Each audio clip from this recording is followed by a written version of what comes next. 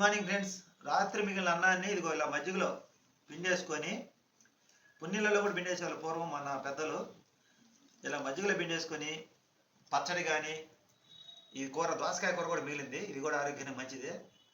ఇది ఏదైనా సరే ఈ మజ్జిగలో అన్నంలో పిండేసుకొని కలుపుకొని తింటే పచ్చడితో కానీ కూరలో కానీ బాగుంటుంది. మా పెద్దలు పూర్వం ఇలాగే తిన్నారు, చాలా టేస్ట్ వస్తుంది.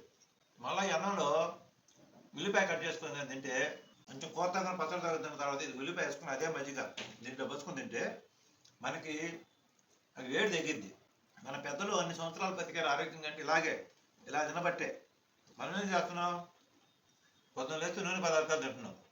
ఇదే మజ్జిగ వేసుకొని రాత్రి అన్నంలో నానబెట్టుకున్న మజ్జిగ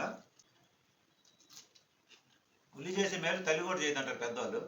100% నిజం. పొద్దున్న సద్దానంలో రాత్రి నానబెట్టుకున్న అన్నంలో పెరుగులో కానీ మజ్జిగలో కానీ ఈ పొద్దున్నే ఉల్లిపాయ కలుపుకొని ఇది మనకి వేడి తగ్గించి బాగుంటుంది అనమాట. చూశారు కదా, నిన్న పొరాటు తిన్నాం, ఇవాళ మజ్జిగన్నం సద్దానం తిన్నాం. ఏది ఉంటే తినాలి, ఆరోగ్యంగా ఉండాలి.